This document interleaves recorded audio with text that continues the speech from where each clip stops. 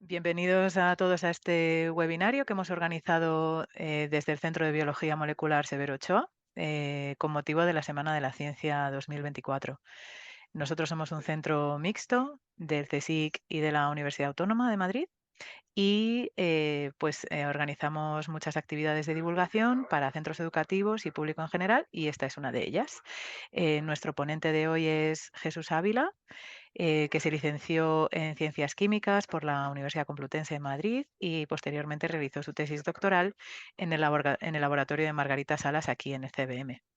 Y a continuación, pues realizó su estancia postdoctoral en Estados Unidos en el National Institutes of Health. Después se reincorporó de nuevo al CBM y ha sido director nuestro del centro en 2 ocasiones. Su investigación se centra fundamentalmente en la enfermedad de Alzheimer, fundamentalmente en la proteína tau, que está presente en los pacientes y que los ovillos que forma esta proteína han sido relacionados con la demencia.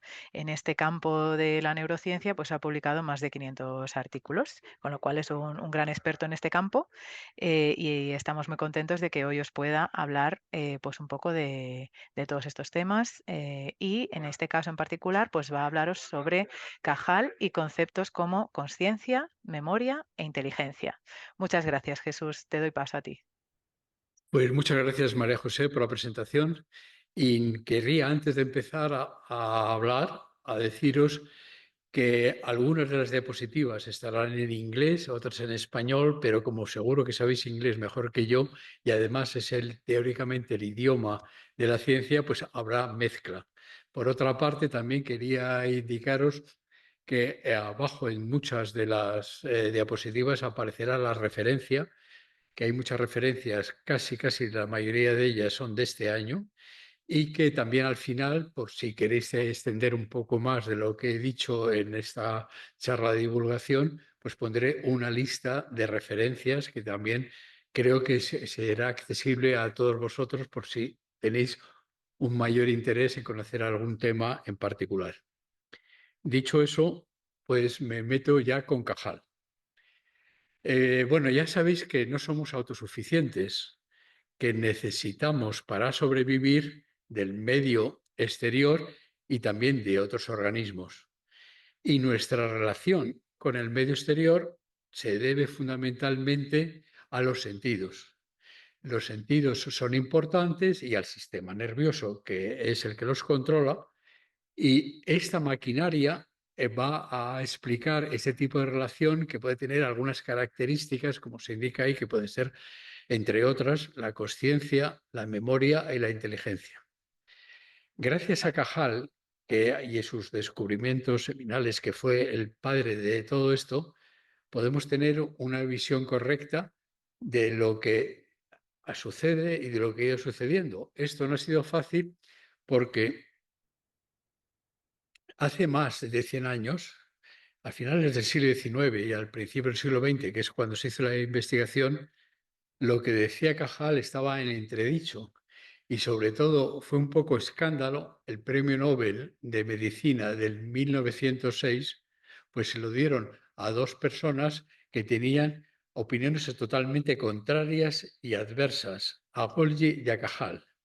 Golgi decía que el sistema nervioso era un sistema estático, rígido, de tuberías, y que entre si estaba de lo que se tenía en un principio hasta que uno se moría, se mantenía, mientras que Cajal decía que no, que este sistema de comunicación se basaba en una serie de células que tenían una morfología peculiar y que a través de los extremos de estas células, que luego se llamaron neuronas, se producía un sistema muy plástico, nada rígido y muy cambiante, y que se podía intervenir en él. Afortunadamente, Cajal tenía razón y sobre eso ya se ha hecho toda una historia, empezando por esas células, las neuronas. Las neuronas tienen tres características fundamentales: su forma, lo que transmiten, que son impulsos eléctricos, como luego también vamos a ver un poquito más detalladamente, y luego que consumen una gran cantidad de energía en su metabolismo y en su función. Esta, esta energía solamente es comparable a la que pueden a veces utilizar otras moléculas, otras células, como las células musculares. La forma es importante y la determina lo que se llama el citoesqueleto y da la posibilidad de que haya una serie de fibras o de prolongaciones. La más larga se llama axón, como todos sabéis, el resto se llaman dendritas y estas conectan por sus extremos para conectar unas con otras. En esas conexiones, el resultado de esas conexiones son cambios eléctricos, que ahora los vamos a ver, y luego, por otra parte, se consume, como he dicho, mucha energía, consumiéndose muchas moléculas de ATP que produce esa energía por su hidrólisis y como todos sabéis. La conexión neurona a neurona se produce del extremo de una neurona, que se llama terminal presináptico, al de otra neurona que se llama terminal posináptico. Y estas conexiones se hacen fundamentalmente a través de neurotransmisores. Todo esto es una cosa que sabéis muy bien y luego ya iré liándola un poco más, pero esto todo es muy simple. Estos neurotransmisores propagan los cambios iónicos en el interior de la célula.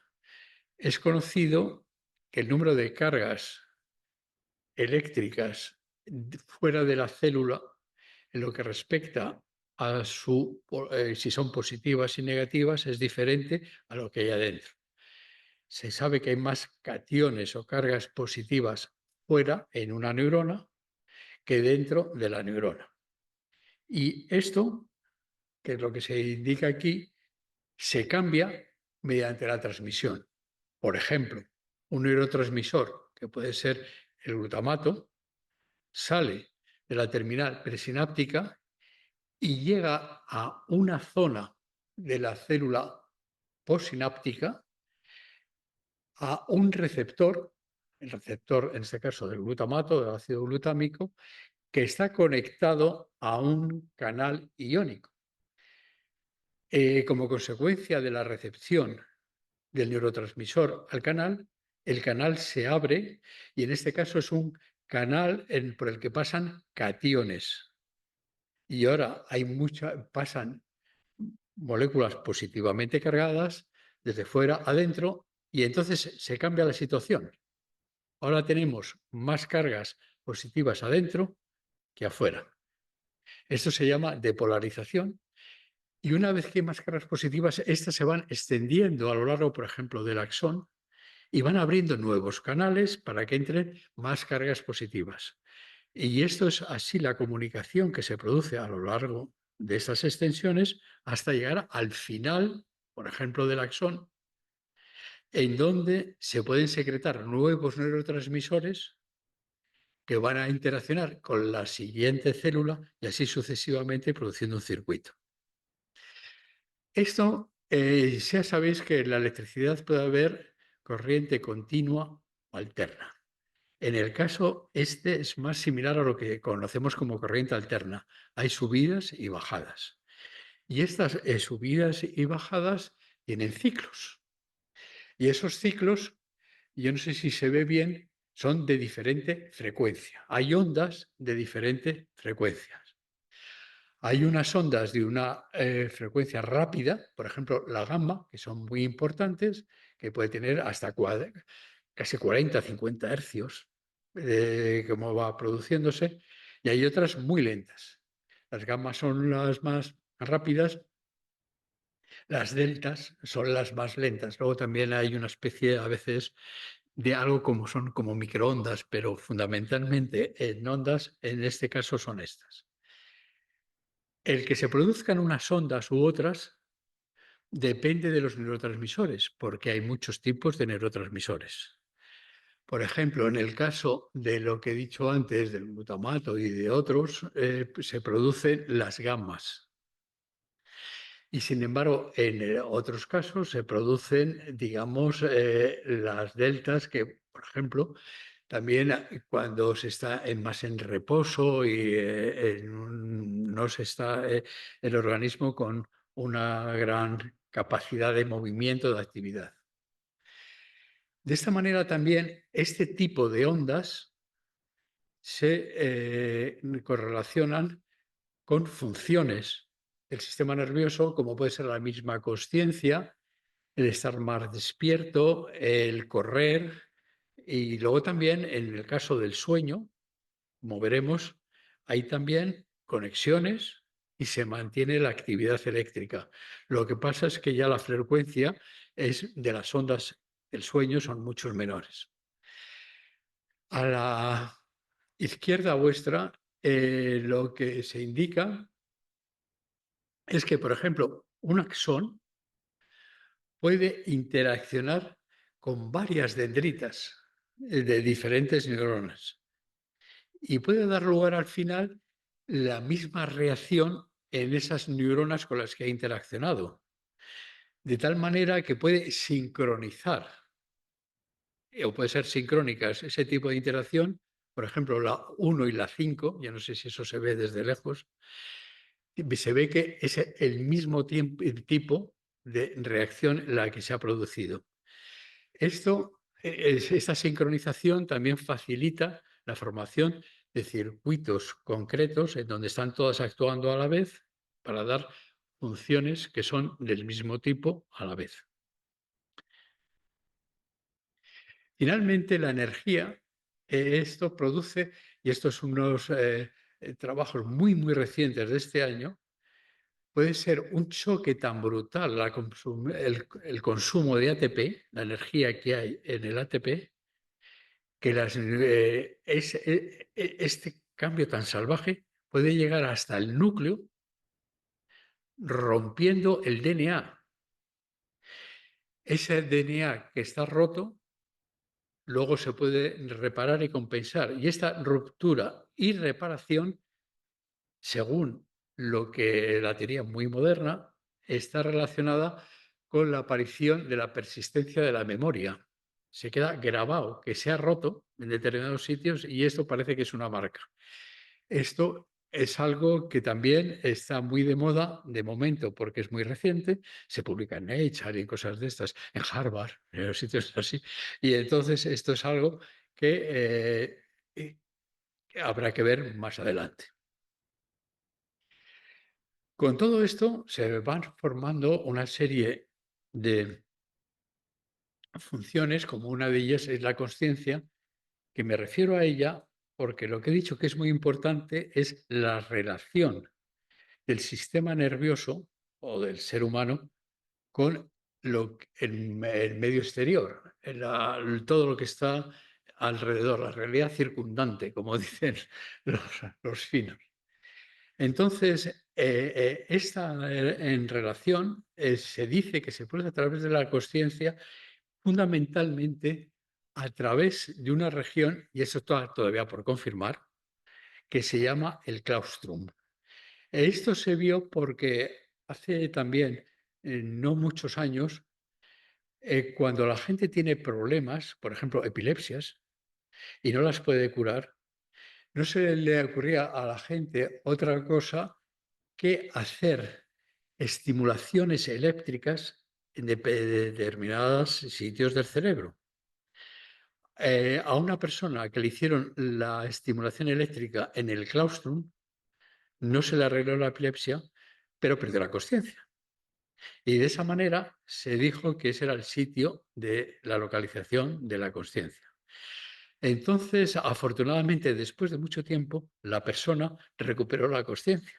Pero lo que hay que tener es cuidado para esto. Y entonces el señor Crick, con otro señor que se llamaba Koch, Crick ya sabéis que es el descubridor con Watson de la doble hélice, pero que pensó que lo más importante que hacer era la neurociencia y dejó todo lo que había hecho anteriormente para dedicarse a la neurociencia porque decía que era lo más importante. Pues Crick, con este señor, dijo que la hipótesis de que el claustrum estaba localizado la consciencia estaba localizada en el claustro. Pero esto ya había dicho algo Cajal. Cajal siempre lo había dicho todo antes. Y siempre Cajal era el precursor de todo. Lo que pasa es que Cajal, en vez de ya, entonces no se llamaba claustrum, porque entonces los que mandaban en la ciencia hasta que llegó Hitler con una carrera, espero que no le pase el mismo a Trump ahora, no, y perdió todo, toda la supremacía germánica se perdió, porque entonces toda la neurociencia y todo era Alemania. Y entonces el claustro se llamaba The Wand, que significa en alemán el muro. Y entonces Cajal fue y dibujó el muro. Y en los dibujos del muro vio que había la existencia, que lo veis, y esto ya es un dibujo, una foto del señor Koch, que siguió con ello, este que había estado con Crick, que se ve que hay una serie de neuronas gigantescas, gigantescas, y que pueden llegar a transmitir sus prolongaciones a los dos hemisferios, prácticamente todo el cerebro humano, una cosa salvaje. Bueno, pues esto lo vio Cajal, y en base a esto y a otras características del claustrum, lo que se especula es que, al igual que el cerebro, el sistema nervioso sincroniza a todos los órganos periféricos, el claustrum sincroniza a todo el cerebro. Esto es algo que también hay que ver y hay que estudiar, y que, bueno, seguirá abriendo experimentos sobre esto. Por ejemplo, el claustrum relaciona los sentidos, visual, auditorio, etcétera, con zonas que pueden estar implicadas en la conciencia y en otras funciones, como puede ser el mismo claustrum, pero a su vez a través del tálamo, el hipotálamo, etcétera. Esto es algo en lo que se está estudiando, y tendremos a lo mejor que con el futuro conocer un poco más. Pero sobre todo en los sentidos, que era lo que relaciona mucho más el claustro con otras partes del cerebro, en eso también Cajal hizo unas cosas grandiosas.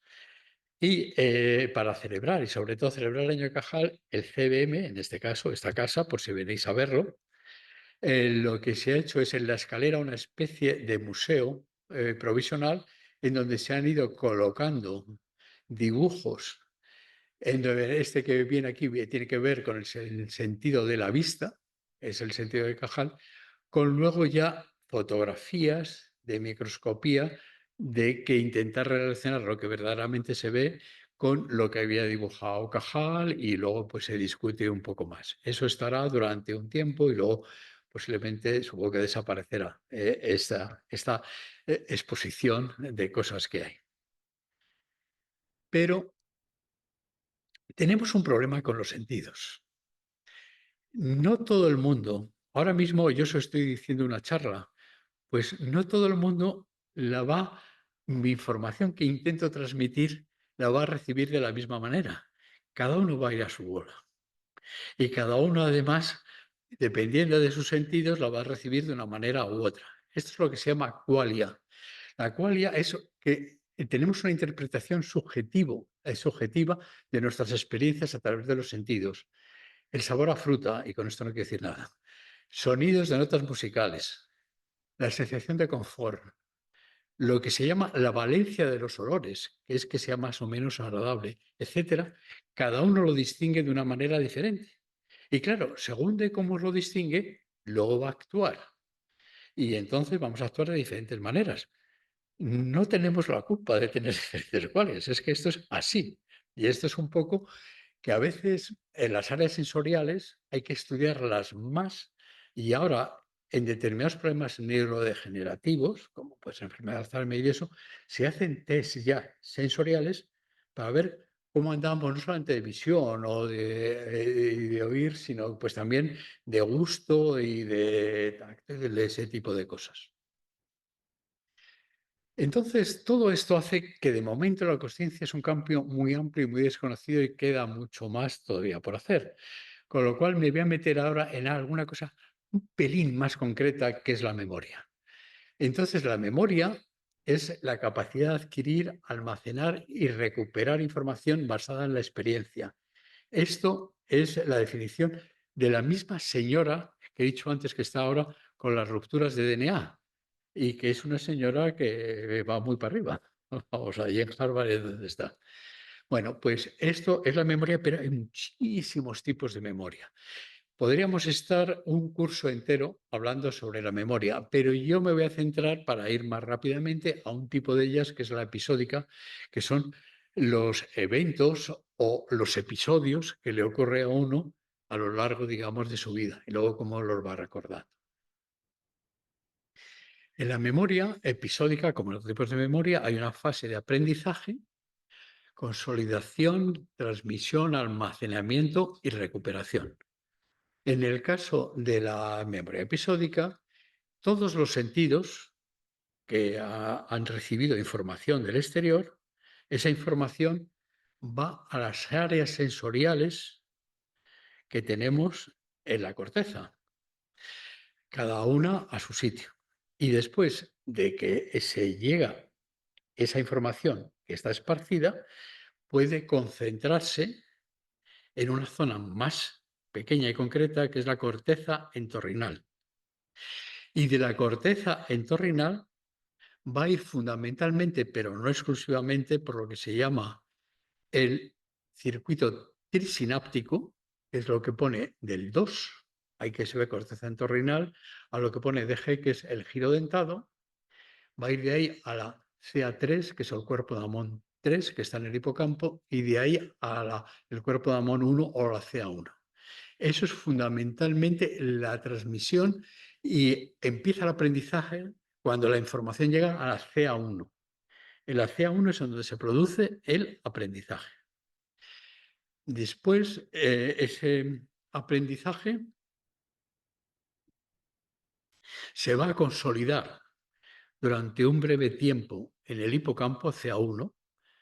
Fundamentalmente esa información puede estar hasta casi, pero esto es exagerado, 2 o 3 semanas. Y eso se debe fundamentalmente a que hay una conexión muy fuerte entre lo que pone CA3 y CA1. Esa conexión se llama en inglés Long Term Potentiation o potenciación a largo término, y eso hace que se pueda mantener esa información ahí durante ese tiempo, pero no mucho más. Porque llega después de la Long Term Potentiation, llega la Long Term Depression, que es todas las interacciones se deshacen y ya se cambia. Pero antes se ha producido una transmisión del hipocampo a la corteza.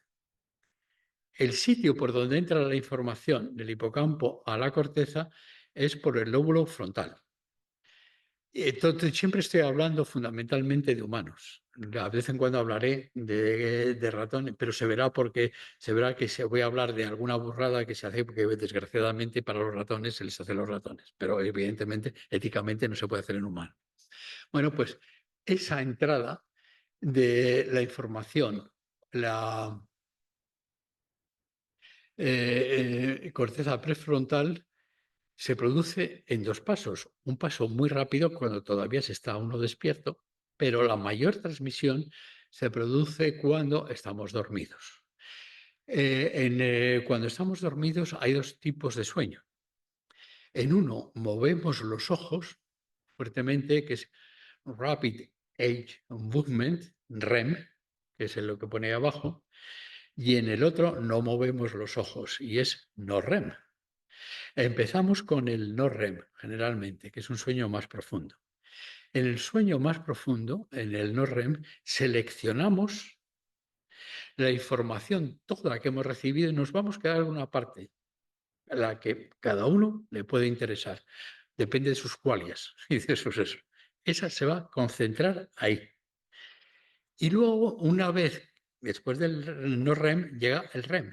Y esto entonces se va a amplificar esa información y eso se va a ver por una serie de características. Por ejemplo, las densidades posinápticas, que son a veces lo que se llaman las espinas dendríticas, se van a hacer más grandes y se van a quedar ahí, digamos, colocadas, independientemente de que, como he dicho, en los procesos es una especie de corriente alterna. No siempre está funcionando, sino hay subidas o bajadas y a veces también tiempos de reposos.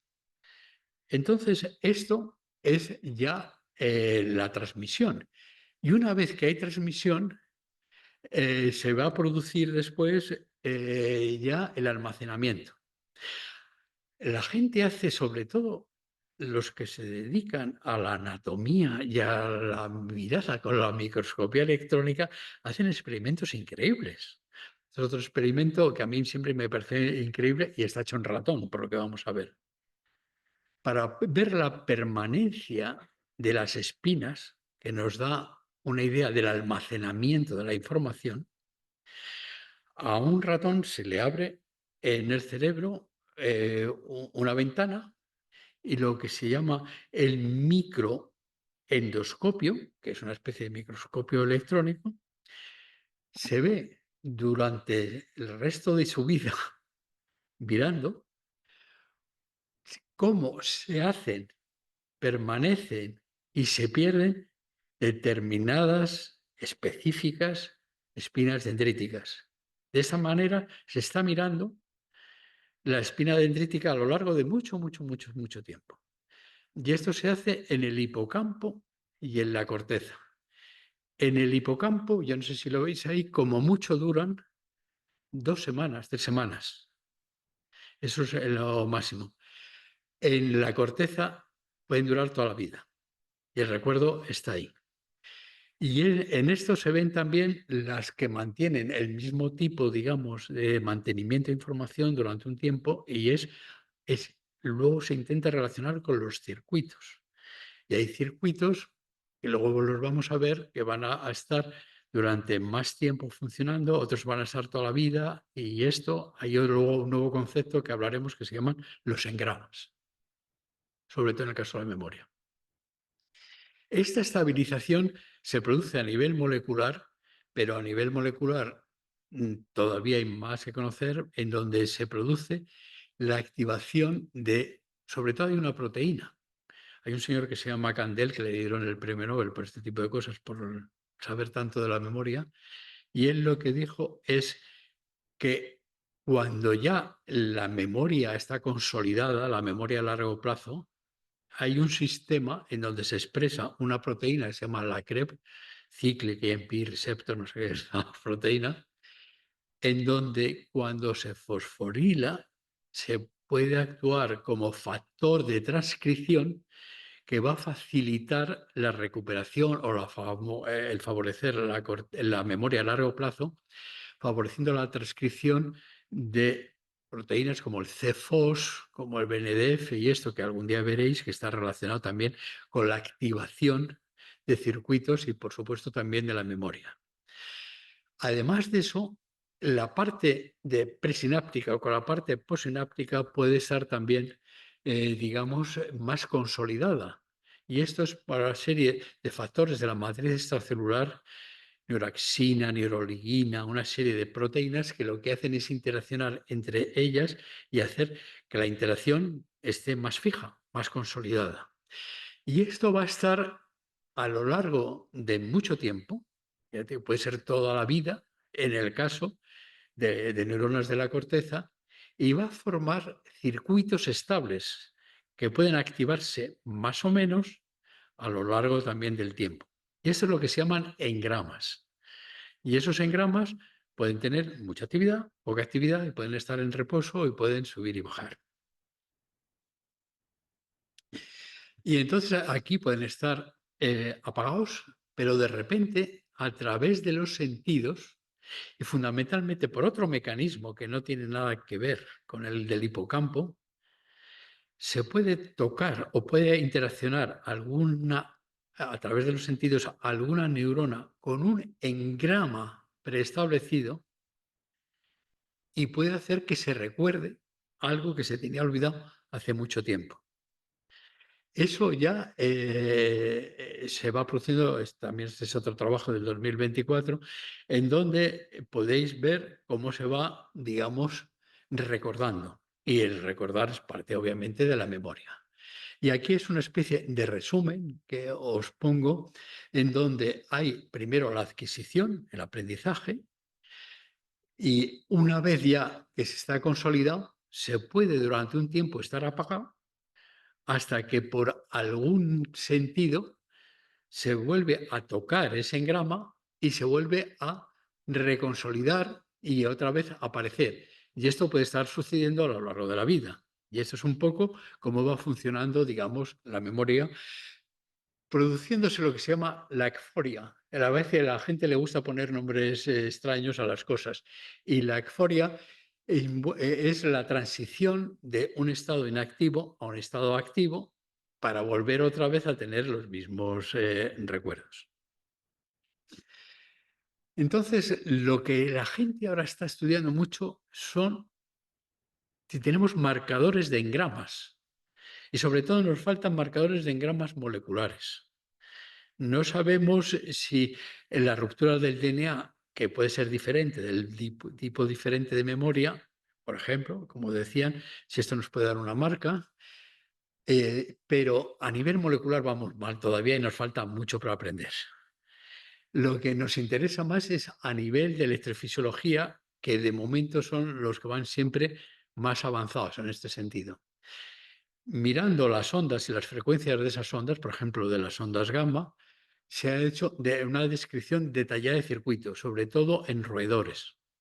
Y en roedores se ha hecho lo que se llama el conectoma.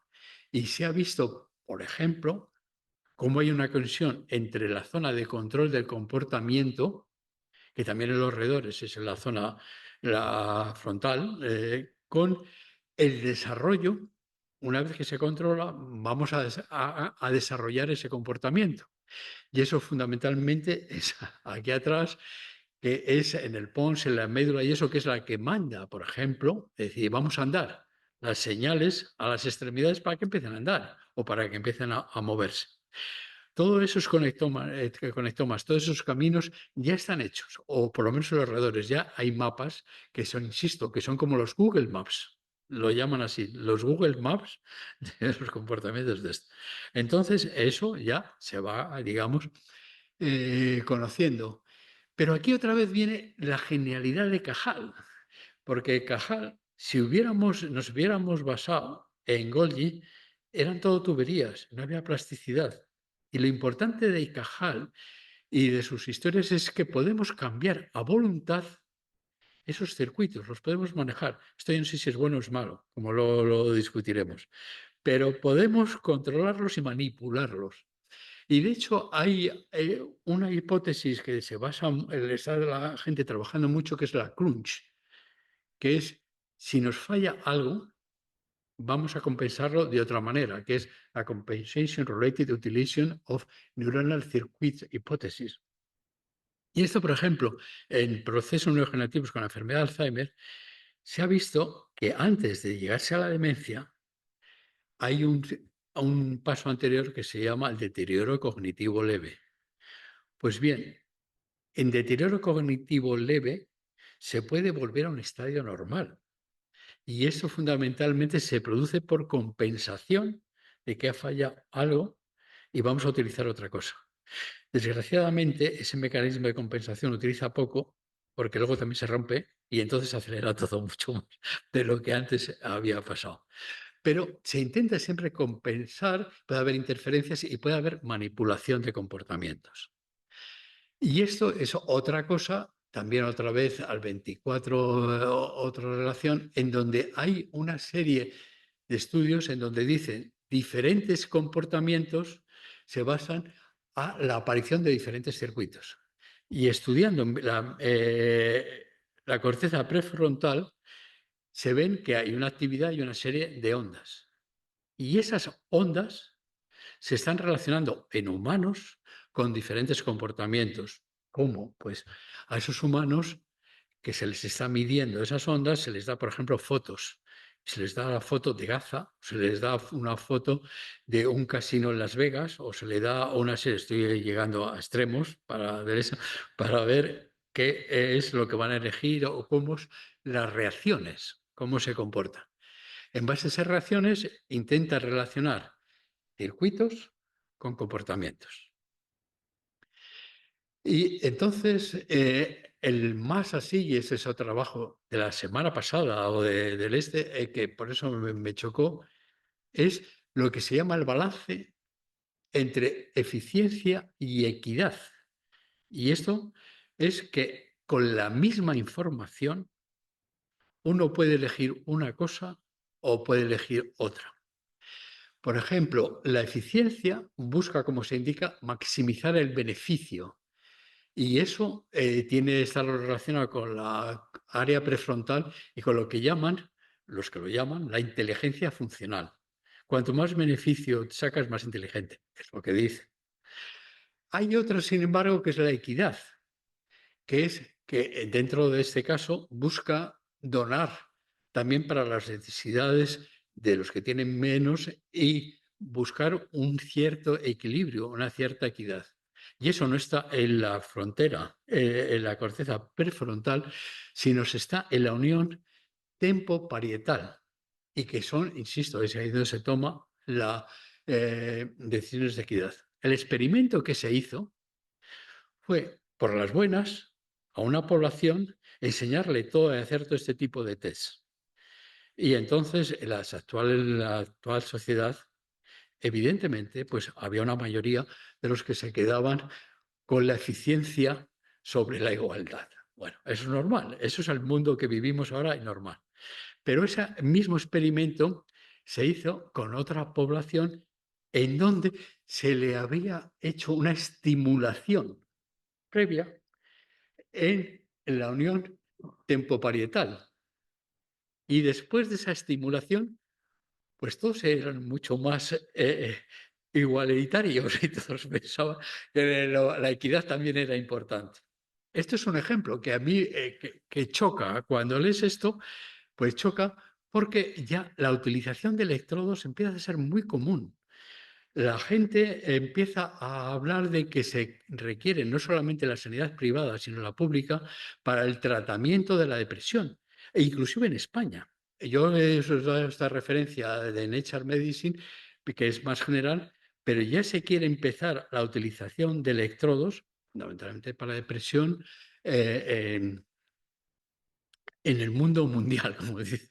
Y sobre todo hay un señor que se llama Elon Musk, del que supongo que a la larga del tiempo hablaréis más, que ha hecho en Stanford una super compañía, mucho dinero, para empezar a poner electrodos a la gente subcorticales, o sea, abre, los mete, fundamentalmente para empezar a tratar a personas con deficiencias, de momento.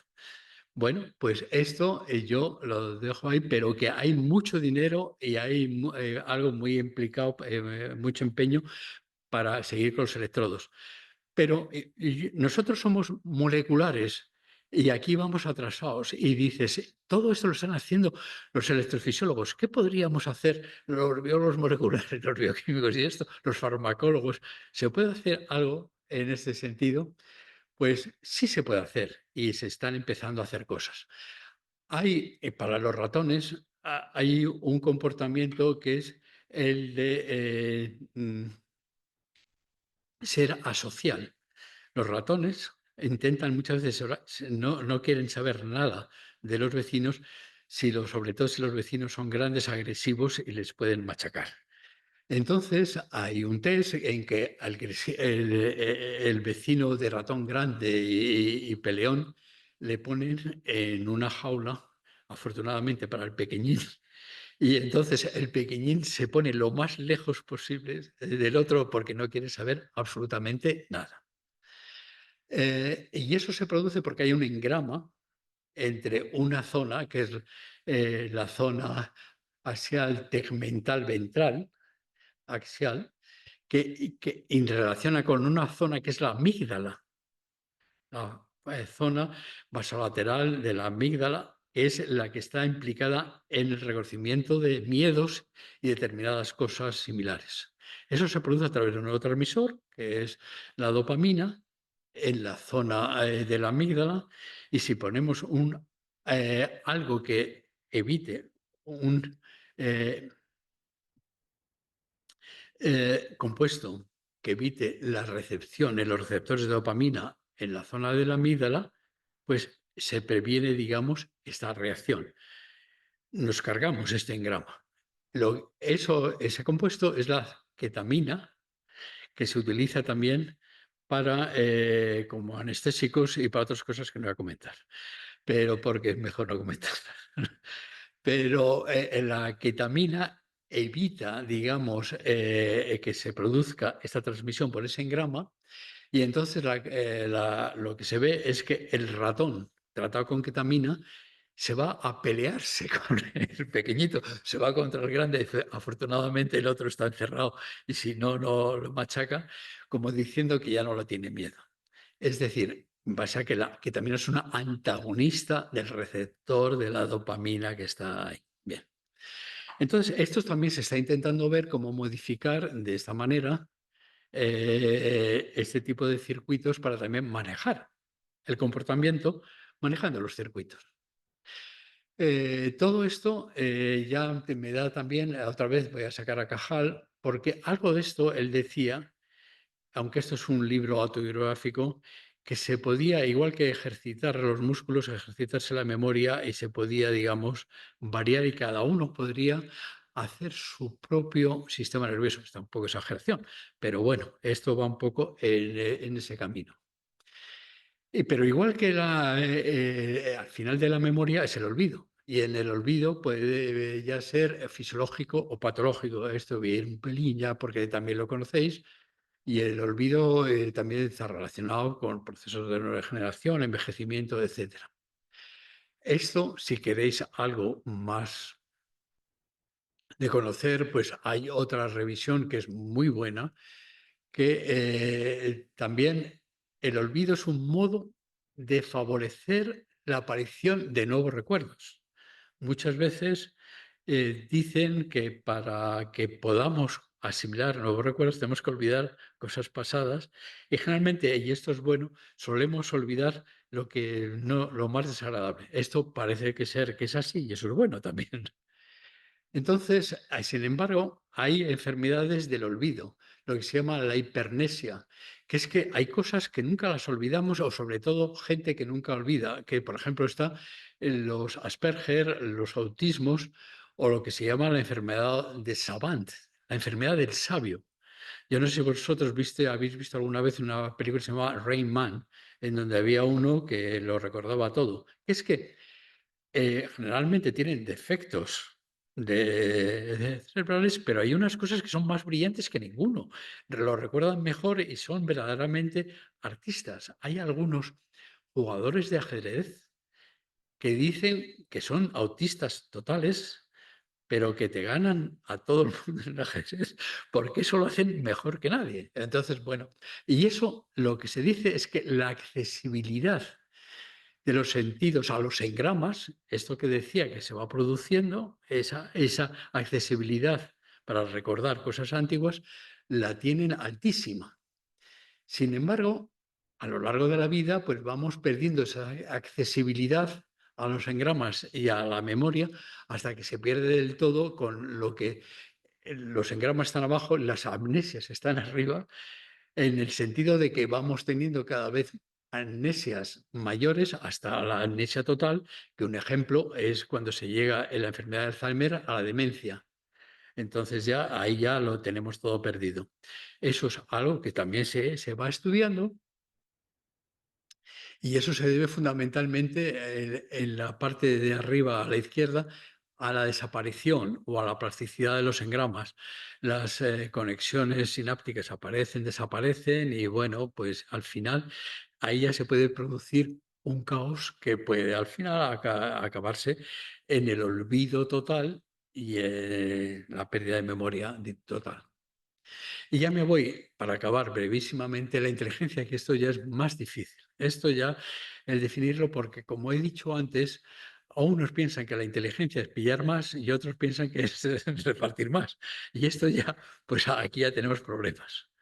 Entonces, voy a leer, la inteligencia, según unos, es la utilización de la información recibida por los sentidos que permite la planificación correcta para tomar las decisiones óptimas. Esto tiene que ver siempre con decidir. Para uno, unas decisiones son más inteligentes y para otros, otras decisiones son más inteligentes.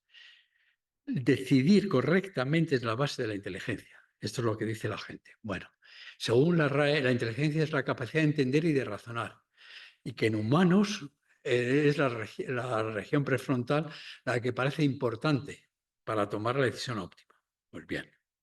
A mí, sin embargo, la decisión que más me gusta, que es una también reciente, salió en un SEL, es la serie de habilidades que permite a los animales sobrevivir en cualquier tipo de condición.